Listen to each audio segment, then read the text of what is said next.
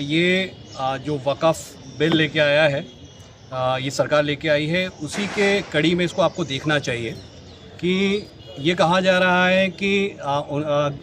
सरकार की तरफ से कि मौजूदा वक्फ़ कानून जो है उसके तहत वक़्फ़ बोर्ड कोई भी प्रॉपर्टी पे हाथ रख देगा तो वो वक़्फ़ बोर्ड की हो जाएगी और कोई भी कानून उसका कुछ बिगाड़ नहीं पाएगा। उसके बावजूद अगर ये बात में ज़रा भी सच्चाई होती तो शायद वेरावल में ये जो दरगाह, मस्जिद, कब्रिस्तानों को तोड़ा गया है, शहीद किया गया है, ये ना हो पाता। क्योंकि अगर आप इन दरगाहों का, मस्जिदों का, कब्रिस्तान का इतिहास देखेंगे तो ये कई सौ साल पुराना इतिहास है और रिकॉर्ड पे ये चीज़ मौजूद है। सबसे पहले सरकार ने 2015 में वहाँ पर कुछ सरकारी ऑफिसेज बनाने की कोशिश की थी, जिसको लेकर वहाँ की जो कमेटी है उसने सिविल कोर्ट में सूट फाइल किया था और उस सूट के अंदर सिविल कोर्ट ने स्टे दिया था। बाद में 2013 में जो कानून आया था उसके तहत हाई कोर्ट का ये आदेश आया कि जितने भी ऐसे सिविल सूट हैं वो तमाम के तमाम वक़्फ़ ट्रिब्यूनल में चले जाएं और वक़्फ़ ट्रिब्यूनल में गए। उसके बाद वो मैटर, वो स्टे जो था वो वैसा के वैसे जाना चाहिए, लेकिन वक़्फ़ ट्रिब्यूनल ने उस तरह से नहीं देखा और कलेक्टर ने उन सब चीज़ों के ऊपर जाते हुए तो बिल्कुल टाइम दिए बिना कोई इमीडिएट तोड़ने की नोटिस दिए बिना जाकर वहाँ पर उस टाइम पर, जबकि देश में वक़्फ़ बिल को सपोर्ट करने वाले और वक़्फ़ बिल के ख़िलाफ़ की एक बनी हुई कमेटी अहमदाबाद, गुजरात में मौजूद थी और गुजरात के भी जो लोग वक़्फ़ बिल के ख़िलाफ़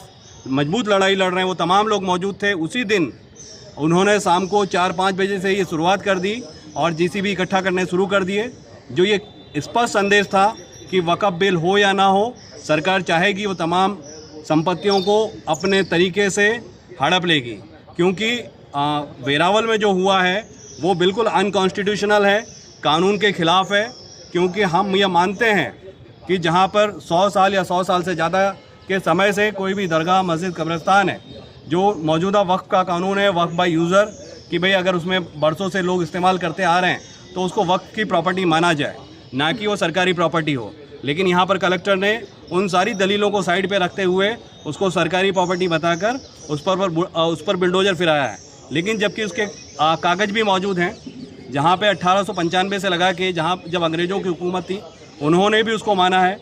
नवाबों की हुकूमत थी उन्होंने भी उसको माना है और इसके सारे डॉक्यूमेंट्स वहाँ की कमेटी के पास मौजूद हैं। उसके बावजूद कलेक्टर ने अपने मनमाने ढंग से और दूसरा कि सुप्रीम कोर्ट ने पूरे देश में जो बुलडोज़र चलाने की जो मुहिम थी उसको रोका था 17 तारीख को और एक स्टे दिया था और ये कहा था